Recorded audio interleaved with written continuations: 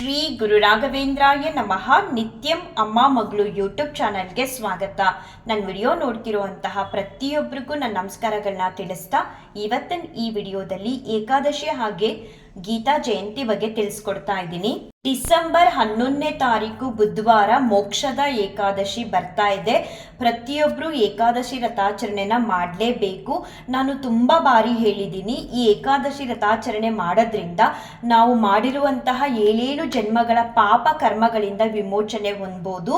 ಜೊತೆಗೆ ನಾವು ಏಕಾದಶಿ ವ್ರತಾಚರಣೆ ಮಾಡ್ತಾ ಮಾಡ್ತಾ ಭಗವಂತನಲ್ಲಿ ಅನನ್ಯವಾದ ಒಂದು ಭಕ್ತಿನ ಬೆಳೆಸ್ಕೋಬಹುದು. ಹಾಗೆ ಎಷ್ಟೋ ಸಮಸ್ಯೆಗಳು ನಮ್ಮ ಜೀವನದಲ್ಲಿ ಹಾಗೆ ಇರುತ್ತೆ. ನಾವು ಎಷ್ಟೇ ಪ್ರಯತ್ನ ಪಟ್ಟರು ನಮ್ಮ ಸಮಸ್ಯೆಗಳು ನಮ್ಮಿಂದ ದೂರ ಆಗ್ತಿರಲ್ಲ. ಎಷ್ಟೇ ದೇವ್ರ ಮೊರೆ ಹೋದ್ರೂ ಈ ಏಕಾದಶಿ ವ್ರತಾಚರಣೆನ ಮಾಡ್ತಾ ಬಂದಾಗ ಖಂಡಿತ ಒಂದೊಂದಾಗೆ ನಮ್ಮ ಜೀವನದಲ್ಲಿ ಇರುವಂತಹ ಸಮಸ್ಯೆಗಳು ದೂರ ಆಗಿ ನೆಮ್ಮದಿ ಅನ್ನೋದು ಸಿಗುತ್ತೆ. ಹಾಗೆ ಏಕಾದಶಿ ಆಚರಣೆ ಮಾಡೋದ್ರಿಂದ ಅನಾರೋಗ್ಯ ಸಮಸ್ಯೆಗಳು ಕೂಡ ಕಮ್ಮಿ ಆಗುತ್ತೆ. ಮೊದಲೇ ಹೇಳ್ದಾಗೆ ಈ ಏಕಾದಶಿ ವ್ರತಾಚರಣೆನ ಮಾಡ್ತಾ ಮಾಡ್ತಾ ನಾವು ಭಗವಂತನಲ್ಲಿ ಅನನ್ಯವಾದ ಭಕ್ತಿ ಅನ್ನೋದನ್ನ ಬೆಳೆಸ್ಕೊಂಡಾಗ ನಮ್ಮ ಸುತ್ತ ಕಷ್ಟಗಳನ್ನ ಬರೋದಕ್ಕೆ ದೇವರು ಅವಕಾಶ ಮಾಡಿಕೊಡಲ್ಲ.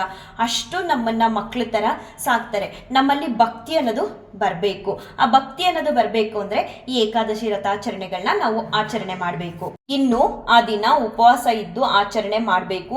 ಯಾರಿಗೆಲ್ಲ ಸಾಧ್ಯ ಇಲ್ಲ ಉಪವಾಸ ಇದ್ದು ಏಕಾದಶಿ ಆಚರಣೆ ಮಾಡೋದಿಕ್ಕೆ ಅಂತ ಹೇಳ್ತೀರಾ ಅಂಥವರು ಹಾಲು, ಹಣ್ಣು, ಎಳ್ನೀರು, ನೀರು, ಅವಲಕ್ಕಿ ಈ ಥರ ಸೇವನೆ ಮಾಡ್ಬೋದು.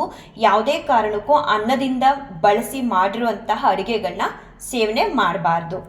ಮತ್ತೆ ರಾಯರಿಗೆ ಯಾವುದೇ ನೈವೇದ್ಯಗಳನ್ನ ಮಾಡಬಾರ್ದು. ಬರೀ ತುಳಸಿ ಮುಡಿಸಿ ರಾಯರ ನಾಮಸ್ಮರಣೆ ಮಾಡಿ ವಿಷ್ಣು ಸಹಸ್ರನಾಮ ಹೇಳಿ. ಹಾಗೆ ಆ ದಿನ ಎಲ್ಲ ನಾವು ಸುಳ್ಳ ನುಡಿಬಾರ್ದು.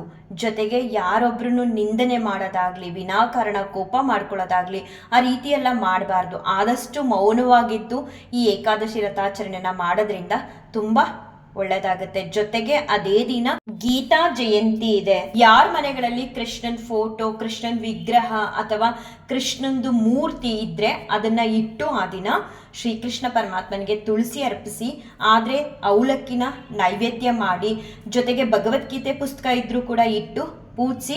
ನಿಮಗೆ ಭಗವದ್ಗೀತೆ ಹೇಳೋದಕ್ಕೆ ಬರುತ್ತೆ ಅಂತ ಆದರೆ ಅವತ್ತು ಒಂದು ಅಧ್ಯಾಯನಾದರೂ ಸರಿ ನಿಮಗೆ ಗೊತ್ತಿರೋ ಒಂದು ಅಧ್ಯಾಯನ ಓದಿ ಒಳ್ಳೆಯದಾಗುತ್ತೆ.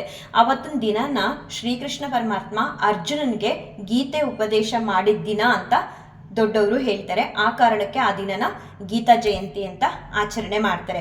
ನಾನು ಕೂಡ ನಮ್ಮನೇಲಿರುವಂತಹ ಈ ಕೃಷ್ಣನ್ ಮೂರ್ತಿನ 5 ವರ್ಷದ ಹಿಂದೆ ನನ್ನ ಮಗಳು ಭಗವದ್ಗೀತೆ ಕ್ಲಾಸಿಗೆ ಸೇರಿದ್ಲು ಆನ್ಲೈನಲ್ಲಿ. ಅವ್ರ ಟೀಚರ್ ಹೇಳಿದ್ರು ಗೀತಾ ಜಯಂತಿ ಆಚರಣೆ ಮಾಡಬೇಕು, ಕೃಷ್ಣನ್ ವಿಗ್ರಹ, ಮೂರ್ತಿ, ಫೋಟೋ ಯಾವುದಾದ್ರೂ ಬೇಕು ಅಂತ ಹೇಳಿದ್ರು. ಮೊದಲನೇ ಸಲ ನಮ್ಮನೆಗೆ ಕೃಷ್ಣನ್ನ, ಈ ಪುಟ್ಟ ಕೃಷ್ಣನ್ನ ತಗೊಂಡು ಬಂದಿದ್ದು ಗೀತಾ ಜಯಂತಿಗೆ ಅಂತ. ಅಲ್ಲಿವರೆಗೂ ನನಗೆ ಭಗವದ್ಗೀತೆ ಆಗಲಿ, ಕೃಷ್ಣ ಮುಂಚೆ ತುಂಬ ಬಾರಿ ಹೇಳಿದ್ದೀನಿ, ದೇವರು ಅಷ್ಟು ನನಗೆ ಏನೂ ಗೊತ್ತಿರಲಿಲ್ಲ. ಅವತ್ತು ನಮ್ಮ ಮನೇಲಿ ಗೀತಾ ಜಯಂತಿನ ತುಂಬ ಸಿಂಪಲ್ ಆಗಿ ಆಚರಣೆ ಮಾಡ್ದೋ. ಅದಾದಮೇಲೆ ನಾನು ಏನು ಪ್ರತಿನಿತ್ಯ ದೇವರಿಗೆ ಪೂಜೆ ಸಲ್ಲಿಸೋದು ಆ ಥರ ಏನೂ ಮಾಡ್ತಿರ್ಲಿಲ್ಲ. ಮನೆಗೆ ತಂದಿದ್ದಷ್ಟೇ. ಇವತ್ತು ಆ ಕೃಷ್ಣನಿಂದ ನನಗೆ ಆಶೀರ್ವಾದ ಸಿಗ್ತಿದೆ. ಅದಕ್ಕೆಲ್ಲ ಕಾರಣ ರಾಯರು. ನಾವು ಒಂದು ಬಾರಿ ರಾಯರನ್ನ ಅಚಲವಾಗಿ ನಂಬಿದ್ರೆ, ಮುಗ್ಧವಾದ ಮನಸ್ಸಿಂದ ಮಕ್ಕಳ ಥರ ಅವ್ರ ಮುಂದೆ ಕೂತ್ರೆ ನಮ್ಮ ಕೈಲಿ ಏನು ಮಾಡಿಸ್ಬೇಕು ಅದನ್ನು ಅವರು ಮಾಡಿಸ್ತಾ ಹೋಗ್ತಾರೆ. ನನ್ನ ಜೀವನದ ಹಳೇ ದಿನಗಳನ್ನ ನೆನ್ಪು ಮಾಡ್ಕೊಂಡಾಗ ಇವಾಗಿರುವಂತಹ ದಿನಗಳಿಗೂ ತುಂಬ ವ್ಯತ್ಯಾಸ ಇದೆ. ಈ ವ್ಯತ್ಯಾಸಕ್ಕೆ ಕಾರಣ ಒಬ್ಬರೇ, ಅದು ರಾಯರು. ಅದಕ್ಕೆ ನನಗೆ ರಾಯರಂದರೆ ತುಂಬ ತುಂಬ ಇಷ್ಟ.